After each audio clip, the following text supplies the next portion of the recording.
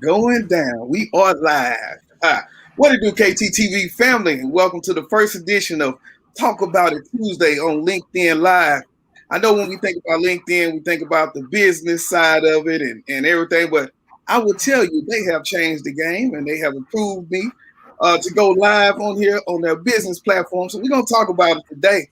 For the first show, very special guest in the building, we have Mr. Chip Baker, Jamal Sylvester, and Derek Pearson, and they are authors of Chip's new project, The Impact of Influence. How you doing today, brother? Man, doing great. KT, first, thanks so much for having us on your platform, man. Love what you do. Love how you do what you do. And we're just so grateful to be a part of it. Man, I want to say thank y'all, brothers, for the work that y'all doing, for the time that y'all put into this, because the message is very good. So before we jump in, I want to give everybody a chance to introduce yourself, man, and tell us a little bit about what you do. All right. Well, I'll start it. And if you don't mind, then we'll go to DP and then go to Jamal, if that's all right. Yes, sir. All right. So myself, Chip Baker, I'm a fourth generation educator, teacher, former coach. This is my 22nd year in education, coached for 20 years. Blessed and fortunate to be raised by some great people and being around some awesome folks to learn from in my career. And I started the Success Chronicles a little over 4 years ago. And it's a YouTube channel and podcast where I interview people from all walks of life and share their stories for positive inspiration and motivation. And it's been a neat journey. I've been blessed to cross paths with some amazing people from that. And that brings us to where we are today. Great story, brother. Thank you. Yes, sir. DP. First of all, KT, thank you. It's a pleasure to meet you, brother. And as Chip said, this project is the meeting place for really good heart, for really good people. And I'm humbled and flattered to be a part of it. I'm originally from Arlington, Virginia, just outside of D.C. I've lived in Charlotte, Salt Lake City, Utah, Houston, Charlotte, North Carolina, Atlanta, Los Angeles. I've been all over this country. Yes, sir. I'm a sportscaster. I host a sports radio show here in Lincoln, Nebraska. I'm a three-sport high school coach. And more than anything else, I am walking love and a walking miracle. And I have to remind myself of that every day. Yes, sir. Yes, sir. Awesome story. And Mr. Jamal, I think he let me see what happened here. Bring him back in. Okay, there we go. Yes, sir. Mr. Jamal, tell us a little bit about yourself. Man, get my stuff together. I had to switch up, man. My audio was messing up. So once again, my name is Jamal, Mr. Me Too Sylvester. I'm very thankful and honored and privileged to be a part of this book. I'm thankful for my brother for choosing me to be a part of this. I'm a former professional athlete, ex-knucklehead, certified youth specialist, speaker, and now author, thanks to my brother. And I'm very excited to share my portion in the book where I talk about not letting your past determine your future. And I can't wait to get a little bit deeper into it. Man, that is that's a great mantra to even start the game out right there, bro. So before we jump in, one of my things is always doing a wellness check, because we know that it's been rough out here, been crazy out here. So just starting with you, Derek, man, how have you been doing during this pandemic, and how are you staying safe, bro? I am here. That's how well I'm doing. I am here. I'm with Brother Baker, with Brother Sylvester. I'm with KT. I'm here. I'm in Lincoln, Nebraska.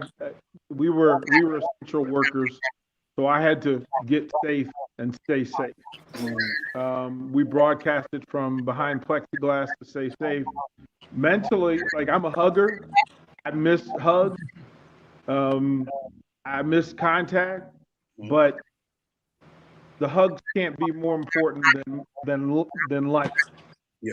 And so I've had to make that decision that I probably had 500 times the hugs that I should have had. Those will hold me over until we get through this.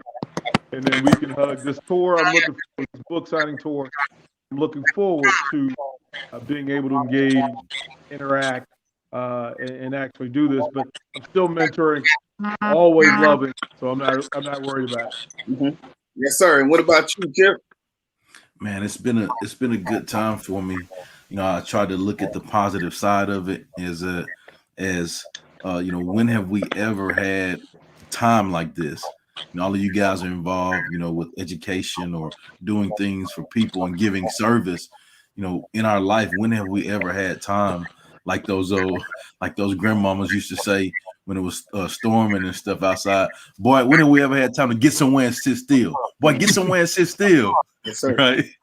And so, we hadn't had time. And so I really just, used the time to just be able to get still, find some clarity, and really just work on some of the things that I've been wanting to get better on. Mm-hmm. And so it's been good for me. Man, I can believe that, man. I can believe it. Same here. Everybody's been kind of prepping, trying to get Yeah. themselves together and growing during that time. So awesome. And what about you, Jamal?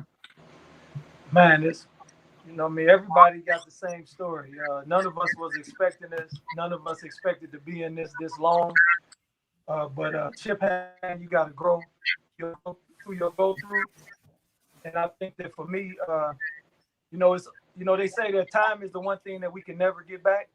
Mm. But somehow God in His infinite wisdom has allowed us to get our time back in COVID, because we've been isolated, we've been forced to sit down and be still, and because of this virtual experience, we've been able to pick up some more time and do some things and pick up some things that we couldn't do because we were too busy moving around, running around, doing all of this stuff. And while that stuff was important, COVID has allowed us to sit home. Family time is a real thing again. People are playing games at home again. They're eating meals at home again. And so COVID, while it's been a curse, I think it's been a blessing too for those of us who have been able to recognize that, hey, maybe I can take that class now, or maybe I can take those piano lessons again, or maybe I can finish writing this book. And so COVID has been a blessing for me, and I've grown tremendously over the last year. Man, and that's all you can ask for, right? Yeah. Just grow. Keep on pushing, man. Man. And so jumping into this book, man, the impact of influence. Now, understanding that every time I tell people my story, for me, I grew up as a Volunteers of America lighthouse kid. And I tell people it wasn't necessarily going to the lighthouse. It was the conversation I had with the bus driver that changed my life, right? And so, man, jumping in this book, how did you come up with the premise of the book? And how did you connect with these awesome guys? Well, as far as the book, for me, I strive to live a life of making a positive impact. And so, my LLC is Baker Impact LLC.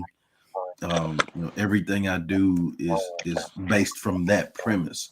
So when the idea came to me, I have a good friend that does publishing, and so he was like, "Man, you're connected with some pretty good people.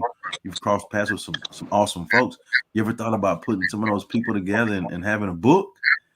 And I was like, that's a really good idea, And so, it was nothing, man. I reached out I thought about the people that have impacted me, that I've crossed paths with, and a lot of them, before I could finish the text or finish on the call asking them, they was like, "Yes, let's go, let's do it." And so I think that goes to the component of relationships. And there's a quote that I have in my second book. It's by one of my former pastors, and it says, "Our life moves at the speed of our relationships." And man, I can just truly say that I'm very fortunate to have some great relationships. And every one of these guys that's in the book are powerful men. I mean, they're men that just give of themselves. They're men that just go above and beyond to help others. And man, I'm just so blessed and fortunate to be able to do it. Dang. And so then that brings me to Derek. Welcome back. So I'll start with you, man. I had to get ready. How did it feel to get that call from Chip saying, "Man, I need you on this project"? Talk to me about that, man. And where did that take you? Well, the first thing he said was, "I need you," which is everything, right? When somebody sends the bad signal to say, "I need you," anytime somebody calls you with want, and to have a brother like Chip Baker say, "I need you," is important. It's extremely important. I was proud. I wanted to hug him through the phone because it was that deep. It was that deep. As a part of writing it, the first thing that came to mind was impact travels. And Chip's impact and his influence hit my life and anybody that knows me simply by him being thoughtful enough and considerate enough to think of me and include me in this. So I was all in because that's how I was going to pay it back. Yes, sir. Yes, sir. And what about you, Jamal? Man, first, let me say this: Chip is the master connector, but he's also like a fly at the family picnic, man. When he figure out he done poke something, he keep on poking. And so I have a book that I've been trying to complete, and I got stuck in the mud, towards the end of the year. And here's Chip. Hey man, I got this opportunity, man, for you to be an author in this book, a co-author in this book. He knew what he was doing. He knew that I had been stuck. And so he was like, you know what? Let me help you get out of this rut. Put your book down, come be a part of this so you can get your creativity and your creative juices flowing. And so it's been great for me, man. And I've been on fire ever since. So I'm very thankful, for this brother, man. Like DP said, man, just the fact of him reaching out and asking me to be a part of it. I don't take, those types of things lightly. And way in Houston, I feel like I've been knowing Chip all my life. I've only been knowing him for 2 years, but he's that type of brother that he got that real good heart, that down south, that old school. And when you find people like that, you hold on tight to them. And so I told him it's for life for us now. That's it. We're gonna ride. Yeah. Man, so Chip, what is in the book? Talk to me about that. Like I open up, I'm on page 1. What am I gonna see? Give me a preview here. Well, first off, when you open up page 1, you're probably gonna see a dedication. Well, hold on, let me go back. You're gonna see a ISBN number, right? And there's significance why I said that. Let me tell you this. So, like Jamal talked about, man, Jamal is a powerful dude. He has some really neat experiences.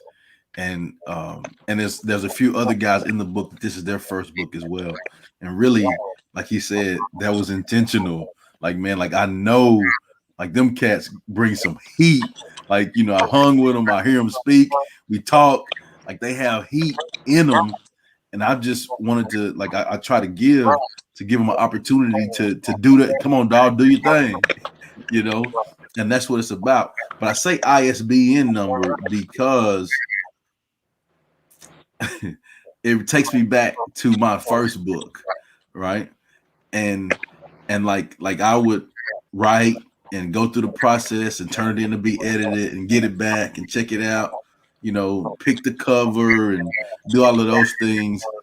But it wasn't until I got that ISBN number that it really made it. I'm like, man, like this is it's a real thing, like bro, like in every book that you look in, when you open it up, you see the ISBN number. Like it's a real registered book, and I say that because when you open it up, it's a real book with real men doing real good things. And so each chapter, the guys are just talking about something or someone that has impacted their life, talking about the blessings that they pull from the lessons, what they've learned from it, and then how they're using those lessons to help make our world a better place today. And so, man, every time we get on an interview, I try to warn the audience that it's going to be powerful, because man, these guys, and I'll even tell another secret too. Like I got a legit notebook to just take notes from these guys. Like I'm in the book, but I'm striving to learn, to learn from all these guys. That's how powerful they are. So that's what they'll get. Yeah, yeah. And so then going to that, their life of experiences, I'm coaching, broadcasting. I Yeah. know your section was powerful. So talk to me about rehashing, just going through some of those past emotions to bring out those words into the book. Kind of what were you going through, and give us a little bit of that sauce that you put in there. Well, pardon me if I get emotional and I tear up because the love that I spoke about in this book was so strong and so deep, and I've known it so long. I like to say that all of our first heroes was our mother, and I was because that kind of love you can't measure and you'll never find again. But I was blessed enough to have a hero in my house, and see, I happen to have an older brother who was one of the fastest humans on the planet, one of the best humans on the planet, who had also gone through his struggle and gone through his growth. And he was the one to tell me that friction is required for growth, that obstacles are always placed in love. You can't get love without an obstacle. If you do, it's not love. Friction is required for you to grow. You will go through that traction. Use it to go forward rather than staying where you are. And Jamal speaks to that. But my brother was an Olympic caliber sprinter and grew to be a pastor. I couldn't be him, but I wanted to be like him. And when I saw what good looks like, when I saw what God looks like, I then took his message. We all speak the message of the people who led us. And I speak in the tones and the words of every coach I've ever had, every parent that ever loved me, every community leader and mentor that ever put hands on me. When I coach my kids and when I speak to the masses, that's what I'm speaking from. And that's the power of influence. That's the power of love. That's the power and the impact that when good people do good things, it travels to places you and I are never going to get to, and it's going to do good things. That's the legacy, is that the love we give now in this book will reach places that none of the authors will ever get to, and we may never know, but we trust. We trust. Yeah. Man, I don't know how you gonna follow that one up, brother. That was deep right there. Man, look, this is about our 17th show together, so I get used to this type of pressure, and I'm a former basketball player, so pressure ain't nothing. I like that. Yes, sir. So for me, once again, the title of my chapter is "Don't Let Your Past Determine Your Future," and it stirred up a lot of emotions because I remember when I used to live in a place called Stuck. And I know that there's a lot of people out there who live in a place called Stuck. And so I just wanted to share when I lived there, what that looked like and how I got out. So I'm only 1/17 of this book. It's 17 men with the same heart, same mind, same mission to make an impact through our influence. And then the Bible 17 symbolizes overcoming the enemy and a complete victory. And I think that that's what we're going to be able to do with this book, with 17 powerful stories about things that we've gone through personally or people who have impacted our lives. Because I think that when you live in a place called Stuck, you think that you're the only one there. And so it's always good when you can see, talk, read, heal somebody else that lived in a place called Stuck. Even if they don't live there, you know what that sounds like. You know when somebody done been stuck, and you know what it sounds like, you know what it look like. And so when you can have conversation, or you have a book where you can read and you can get close to that and get personal with that, it helps because it allows you to get in tune with one. The problem is we don't recognize that we're stuck. And then we don't want to admit that we're stuck. And so then we lie to ourselves, and then we have people around us who lie to us as well. And that's why we stay stuck. And so this book will help people. It's a bunch of keys. It's 17 keys. You can't use all of them at the same time. It's 17 keys. But one of those keys, at some moment in your life, you'll be able to use it to unlock you. And I just feel like because I have a bachelor's degree, you know, Chip love when I share this. I got a bachelor's Love degree it. in messing up. I got a master's in making excuses, and I got a PhD in not being responsible for my actions. And so I feel like I have a right and I have a responsibility to talk to people and help people get out of a place called stuck. Man, it's so awesome, man, to just be a part of these conversations with you guys, man, and to see brothers who we know we didn't get here alone by ourselves, right? Somebody had to pour into us. And so to just acknowledge it the way y'all doing it, man, it's awesome. So now with that and that influence comes us putting that back into action. So as a result of the book or before the book, were you all doing any mentoring or any programs in the community yourself? Yeah, I think every person in the book has lived a life of service. Yeah. So Yeah. I think that's the beauty of the guys that are in the book. They're ultimate givers. They're ultimate servicemen. They learned a long time ago in their life that it ain't about me. It's about what I can do to help others. And man, I can't say it enough. Each of the guys are just powerful in what they do. And so, like with me, I'll just tell you, I grew up in my family. I'm a fourth generation educator, and my family is church folk and educators. And so that's folk with no S.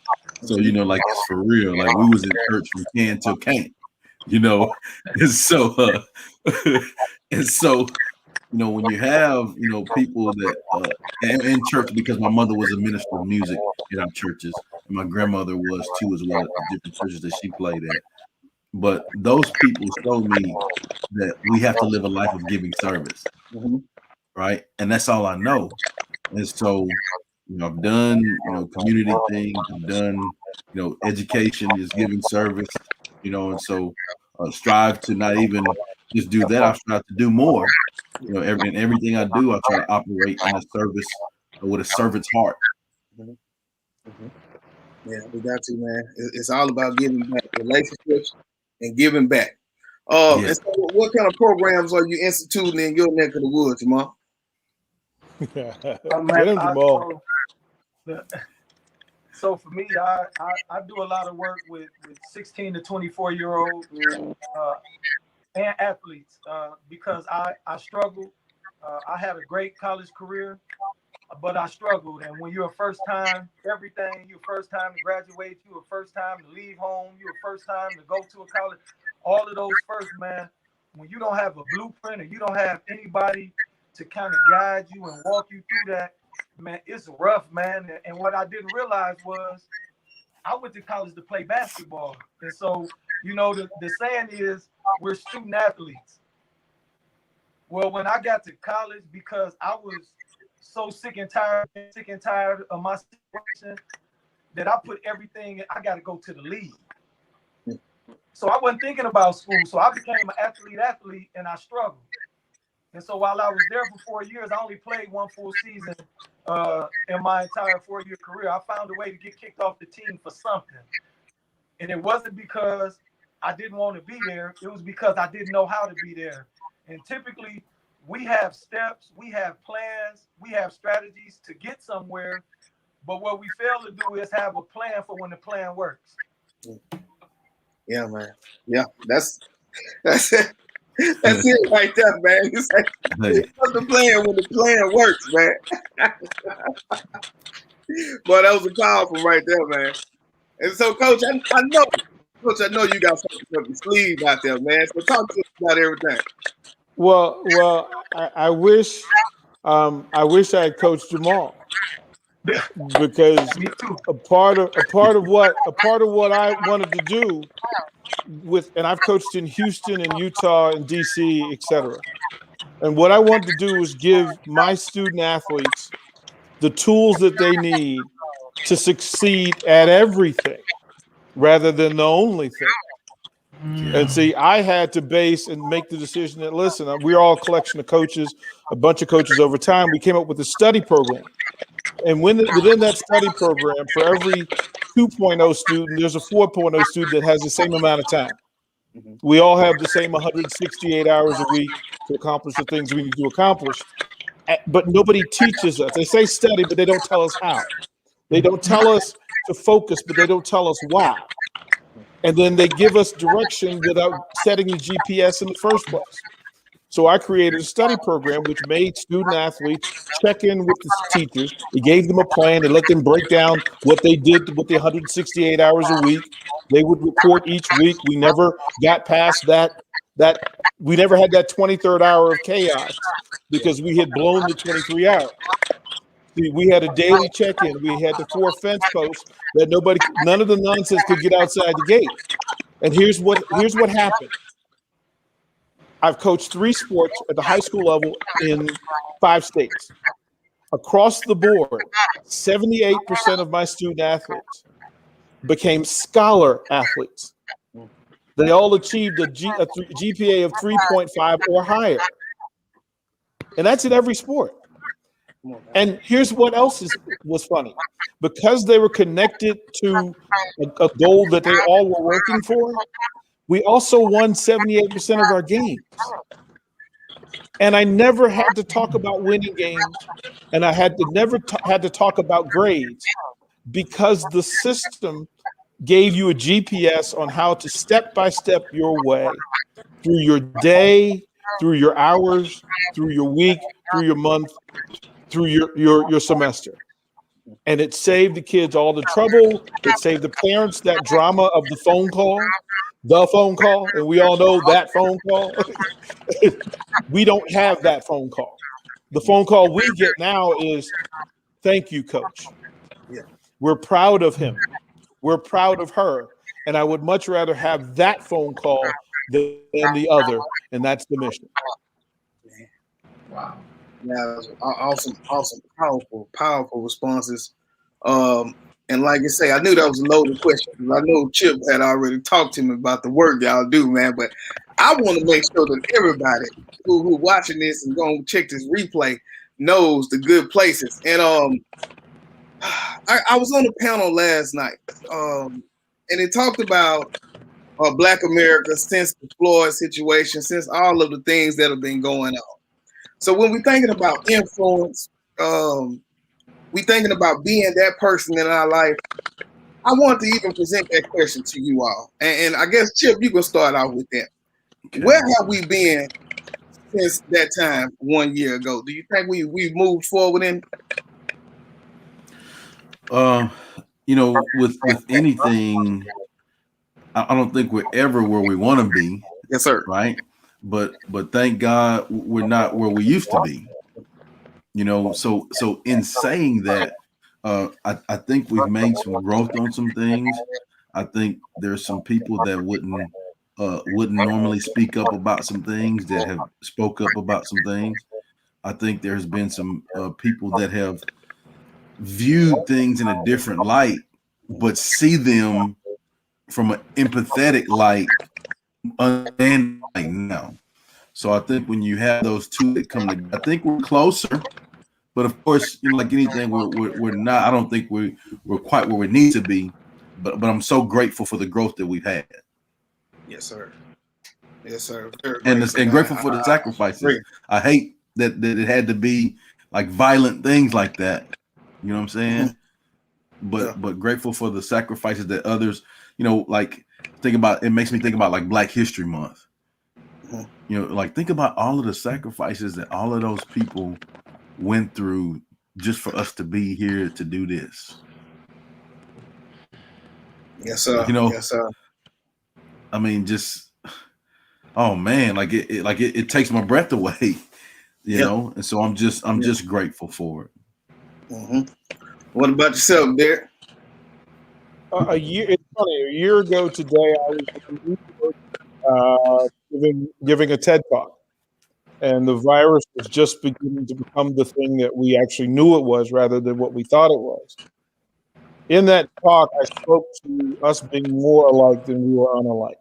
And that's a Maya Angelou quote, "We're more alike, my friend, than we are unalike." And I wanted to use that as a jump off. As a part of that talk and a part of, I have a program called Love Prints, which is just love in action, action and love that each requires the other. And you could talk about loving a thing, but if you don't show that you love the thing, you don't work in love of that thing. And you can be busy, but if there's no love attached to what you're doing, you're not going to accomplish anything good. All great things require both. They require love and action. And then the next step in Love Prince is this: love out loud, which is to tell the next person you see, especially the person that needs to hear it more than anybody else, that you love them. And see, if you're a person of color in this country, you often forget that you're loved, because there are people that love you that don't speak on it, they don't act on it, and then it becomes chaotic, and then they have to scramble. If you love me, tell me, show me. I will do that for you. There will be nobody in my life who is loved by me, who I will not put action on, and I won't speak to, because they deserve it and it's necessary. This country is figuring out again that don't tell me you love people of color. Don't tell me you love people of a different faction or a different creed. Don't tell me that. Show me. Show me that. And what we saw over the last year was love in action.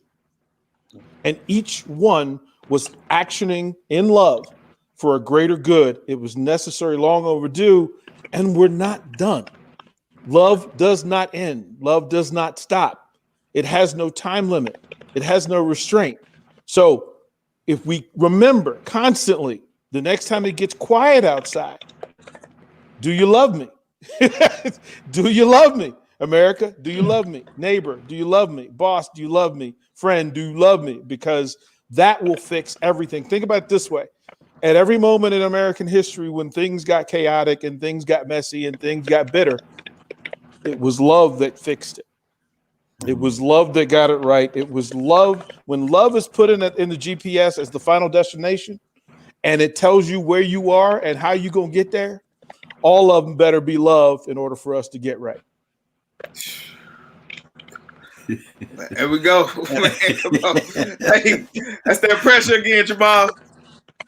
Man. I think I'm ready for it, man. As I'm sitting here listening to Chip and listening to DP talk, a word came to my mind, and it's called mark. And so what happened to George Floyd left a mark. It left a mark on the Black community, and it left a mark on America. And one thing we know about marks, all of us have fell off our bike and got that one cut on our arm, or you got that one cut on it from when you had the pedal with no, it was just the peg, it wasn't the pedal, and you cut your leg, it left a mark. And so you remember that. I think what happened was it allowed us to see that mark. We saw that mark, 8 minutes, I think 46 seconds. We saw that mark, and it left a mark. It left something here. It was a visual. We heard about it. We seen it in the paper, but we actually got to see it, and it left a impact.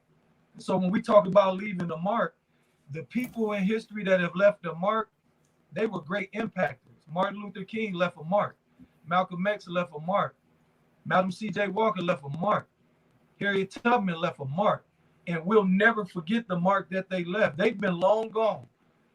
But because they made such a great impact and a significant impact, not just on people, on the entire world, not just on our people, on the entire world, I think that what that did was it made a mark, and it allowed us to see things for what they really were. We've always known that. But you can't tell me that you, for 8 minutes and 46 seconds, you didn't see what was going on. You know what I mean? A lot of people for years, they walk around it. They act like, I've never seen racism. I've never heard of racism. I don't know anything about white privilege and all that stuff. No, that was reality. Everybody had to deal with it. And so for me, I think that, like Chip said, while we're not where we want to be, that because that left a mark, and anytime we feel like the pressure is being let up or things are not being taken serious, all we got to do is play that video because it left a mark. And you got to respond to that. That no longer can you be naive or act like you can't see it. You have to respond to that. We're talking about almost 10 minutes. It left a mark. And I'm marked forever by it. Man, and thinking about that, we got the book, Impact of Influence, right? And so you being able to recall stories, being able to go back through your heroes. I'm trying to do I got the Black Men's Forum group on Clubhouse this Saturday. And so one of my questions is going to be talking to these black men about what is one thing that you wish you could go back and tell your younger self? Just that one thing that could maybe change the game. And so I want to start with Chip, man. What is that one thing, man, that you would go back and tell young Chip? Well, I think I'd tell the young chipster, I'd tell him, hey man, there is no limits, man. If you limit yourself, you limit yourself. Right. And so in that, I think of mindset. A lot of times we may think of, because of our circumstances, because like Jamal said, me being the first, like I don't know any people that's written a book, or, nobody in my family has done a degree, or, whatever it may be. Sometimes we may feel that we're not enough, but the big man made us all a 101. And we already have what we need inside of us. We just have to realize that, believe that, and put in the proper actions to go fulfill that.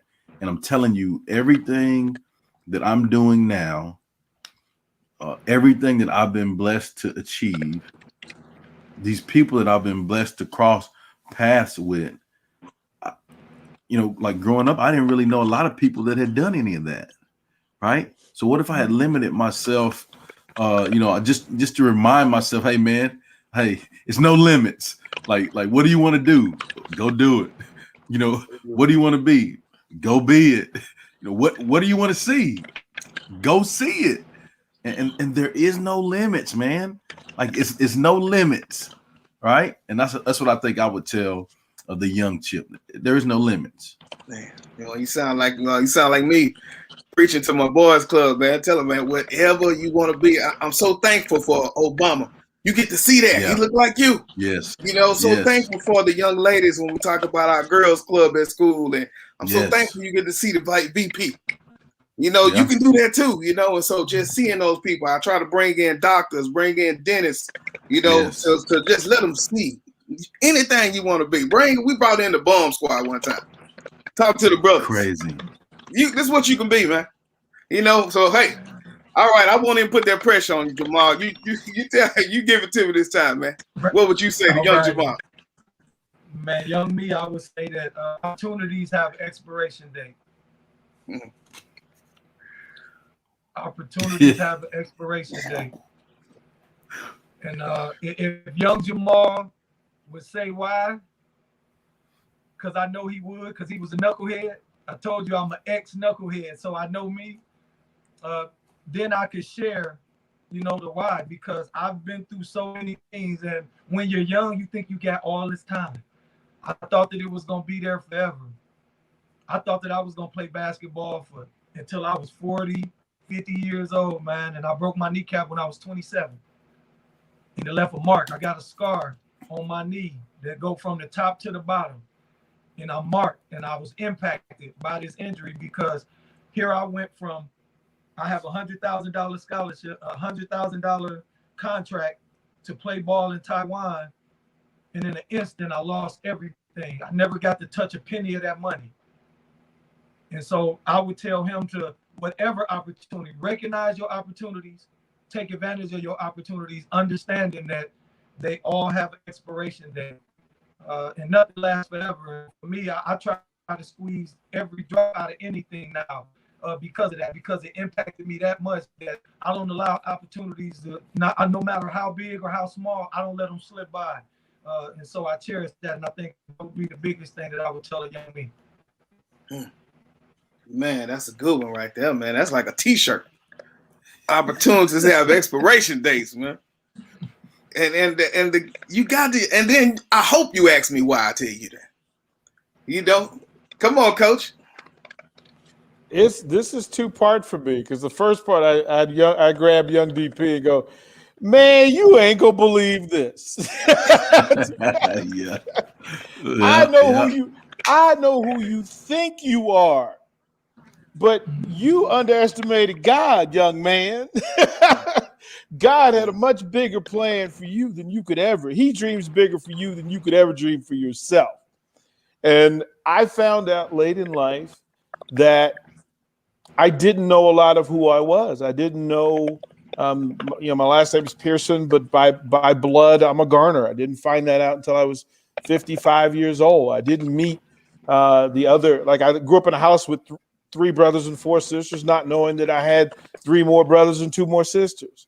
I had a community of folks that looked like me, but I didn't know that they were me. I didn't find out until I was 55 that my mother's given name was Queen, and that I, therefore, am the son of a queen, and I need to act accordingly. I found out when I was 58 years old that I hold a direct bloodline with Ramesses III. Go back, who's now buried in the great tombs of leaders, pharaohs in Africa, and I never would have known that. I never would have known that, and I certainly wouldn't have believed that. And people have truths about themselves that they do not know nor accept. And the moment we understand it, keep looking, keep searching, keep growing, because behind each truth is power. Behind every truth is power. And I found out that, wait a minute, I come from rulers, the great original rulers before Christ. I share bloodlines with white presidents and black presidents. I know the truth now. I know what I'm supposed to be. So now the cap is off, the ceiling is gone, the roof has been raised, and the sky is the limit, because the truth cannot lie to me. See, know the truth, search it, stalk it, hunt it, because in that is power that nobody can take away from the truth. That's what I would tell 10-year-old me. Hey, bro, you ain't gonna believe this. Come on, man. Look, if we haven't motivated somebody to go out here and read all however many pages of this book to get the rest of this knowledge these brothers are giving out, look now. So and as we get ready to land this plane, I want you all to and we'll start with you, Chip. Give them your contact information and why should they. First off, give me the drop date again, contact information, and why should we make sure we buy this book? All right, launch date is March 27th. We're going to be launching it. We're going to do our bestseller run on March 27th. I ask that you just check out all of the social medias of the guys. They have their online sites to where you can go purchase the books, support those guys. My social media is at Chip Baker TSC, as in the Success Chronicles. All of my social media is that, except for Twitter, and Twitter is Chip Baker 19. So please go check it out. There's clips from the guys, from the interviews, things that we're doing. We got the launch coming up. Like I said, we're doing a book tour. So we're coming to a city near you soon. Come out and see us. Get your autographed copy in person. But the why, the why is, man, this book will change your life. Oh, wait a minute. Hold on. This book will change the trajectory of your life. Come on now. Oh, wait a minute. Hold on. This book will change the trajectory of your life, which will allow you to make the impact of influence on all of the people that you are blessed and fortunate to be around in your life. And I can say that with confidence. The reason I say that is because, like I said in the interview earlier, every one of these men are amazing, powerful, men adding value to our world.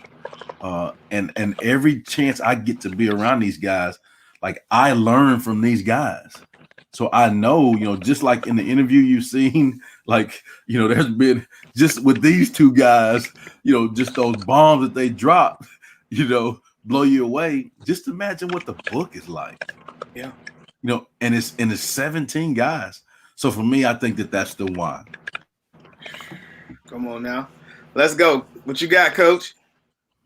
I can be found everywhere at Derek Pearson, Twitter or otherwise, but go to loveprints.us.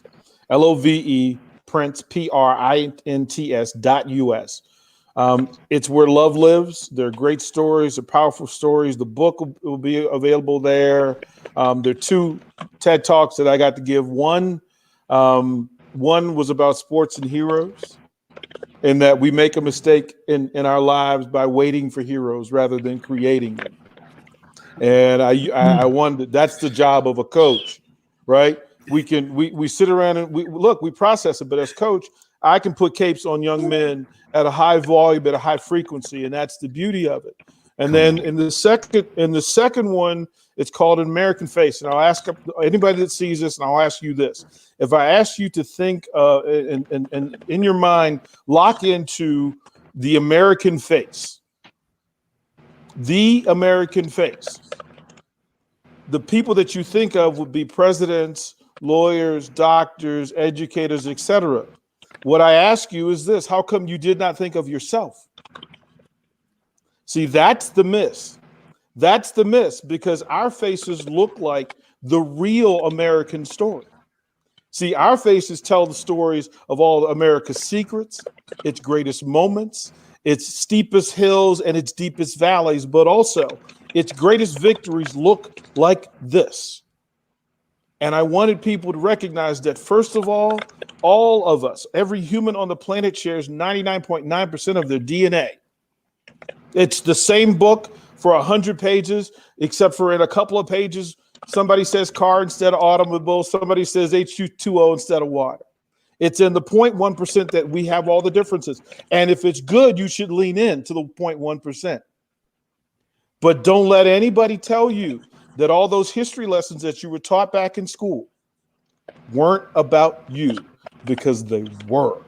They were about you. They're your people. They're our people. They're my people. And think of going back in history class and not thinking that they're talking about them, but they're talking about me.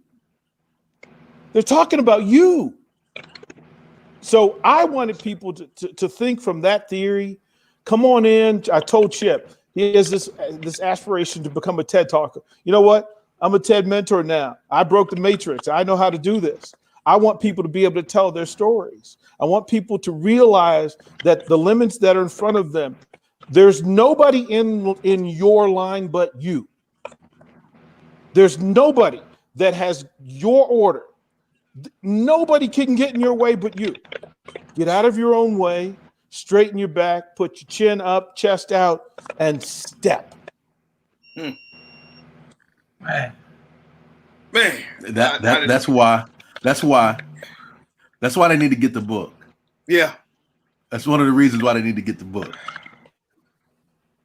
Look, I vote for the audio book. Just let Coach do it, man. Just let Coach talk it through, man. That's it. Hey, Jamal, take us home, Mr. Me Too. Alrighty, I can be reached at Mr._me_2TOO_Indy on IG. I can also be reached on LinkedIn at Jamal Mr. Me Too Sylvester. Please, if you think that I could bring value, add value to anything that you're doing, to your programs, to your universities, whatever, please reach out. I'm open. I'm ready to create more impact. I got some long arms, and I realized God gave me these long arms because I was supposed to reach further than where I'm at. And that's what I'm here to do, and that's what I want to do. And so with your help, I can do that. And thank you again for having me on the show tonight. Thank you, Chip. Thank you, DP. It's always a pleasure, man. Like Chip said, I got some few notes, but I'm going to get Chip notes too, because he's a great note taker. But Tonight has been tremendous, man, and I appreciate it. Man, Boom. man. I just want to say thank you all for taking some time out, man, to talk on the platform. One, to give background about the book, but also about yourselves, man. As we look to change the trajectory of our culture, it's conversations like these where I get to take these clips and you drop them sound bites, so I get to bring this to school and say, well, look at what these guys said, because it's all about seeing them real people make a difference, right? That's what we're pushing for. So once again, man, thank y'all. One more time, Chip, when the book drop? The launch is March 27th. So Yes, sir. guys, y'all check it out. Go show some love. We'll have it, all of their online sites. It'll be on Amazon, wherever you get your books, you'll be able to purchase it. And the last thing is, go get it. Hey, that's it. Please go get it.